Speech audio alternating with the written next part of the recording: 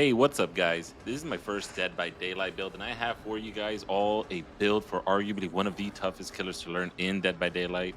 Yes, I'm talking about the Nurse. Let's start with one of the add-ons and arguably one of the most important parts of this build, which is Spasmodic Breath, which after a successful blink attack, your ability will be disabled for 60 seconds, but during that time, your base movement speed will be increased to 4.6, which places you at about the speed of for the average killer in the game.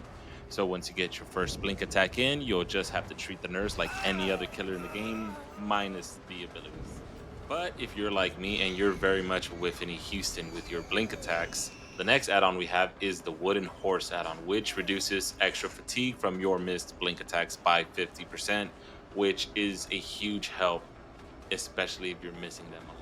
Learning how to properly place your blink target locations is not an easy thing to do, especially if you're just getting into the nurse.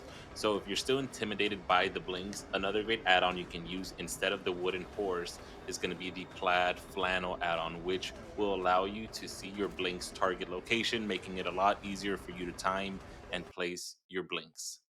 So let me give you a scenario. You're using these add-ons, and now you've officially got your first blink attack in on a survivor. So you're in chase. The first perk we're gonna make use of is gonna be the Xenomorphs perk, Rapid Brutality, which after a successful basic attack gives you a 5% haste for 10 seconds. So now you've got the zoomies, and if you follow this up with your blink attack on the same survivor, they should in theory be in a dying state.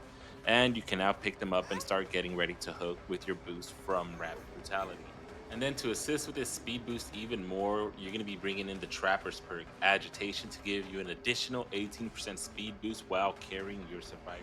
And where are we going to be carrying them to? Well, we're going to be taking them over to activate our next perk, which is going to be the Artist perk, Scourge Hook Pain Resonance, which at the start of the trial, you get 4 tokens and it turns 4 hooks on the map into Scourge Hooks, which will be highlighted in white. And for every unique survivor you hook onto them, you spend 1 token, which causes the generator with the most progress to explode, immediately losing 20% of its progress and begin regressing. Once that happens, it will most likely trigger the final perk of this build, which is the Deathslinger's perk, Dead Man's Switch, which activates after hooking a survivor. And when the first survivor repairing a generator stops working on it, it immediately becomes blocked off by the entity for 50 seconds and highlighted in white. And what gen will that most likely be? Exactly. The one that just exploded due to the Scourge hook you just rapidly hooked your survivor on. By the time that generator stops being blocked, Spasmodic Breath will reset and you'll just be able to rinse and repeat this process. Now, is this build game breaking and is it going to be meta? Absolutely not. This is just something that I came up with, but as a mediocre nurse player, this has at least made it fun to use the nurse in public matches. So hopefully you enjoy it too. And this is my first Dead by Daylight killer build video. So if you want to see any other builds or you want to see me try out any builds you've created, comment them down below. And I will see you guys for the next video.